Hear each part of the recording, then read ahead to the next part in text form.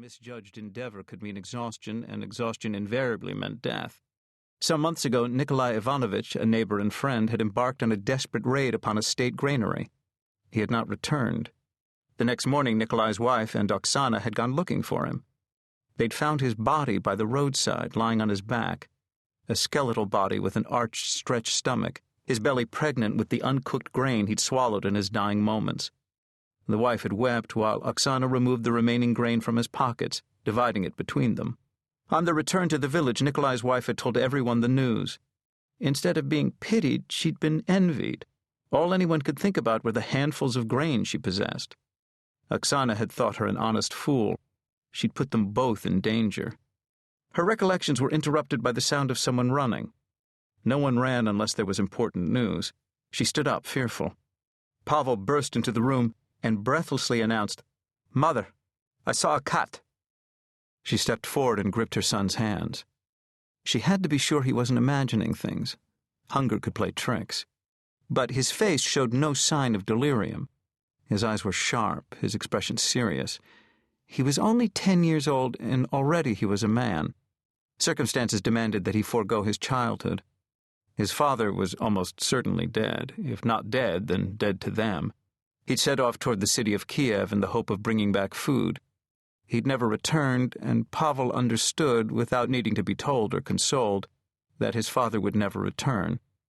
Now Oksana depended upon her son as much as he depended upon her.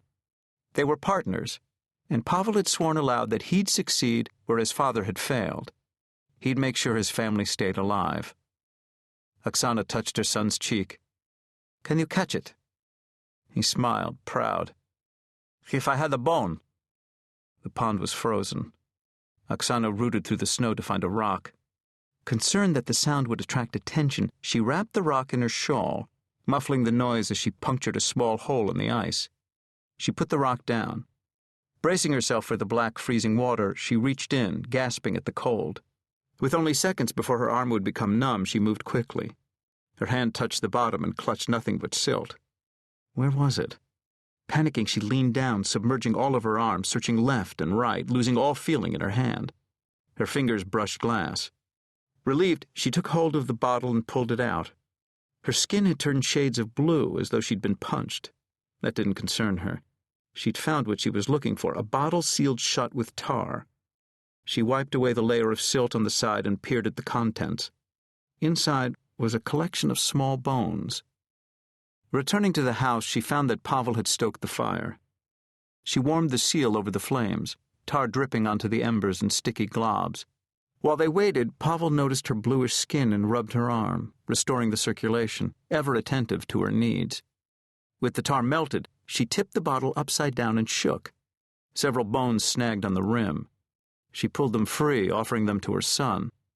Pavel studied them carefully, scratching the surface, smelling each one. Having made his selection, he was ready to leave. She stopped him. "Take your brother." Pavel thought this a mistake.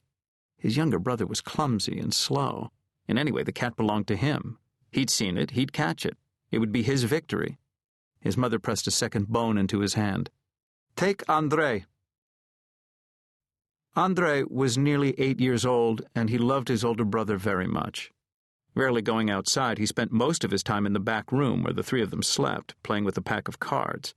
The cards had been made by his father from sheets of paper sliced into squares and pasted together, a parting gift before he'd set off for Kiev. Andrei was still waiting for him to come home.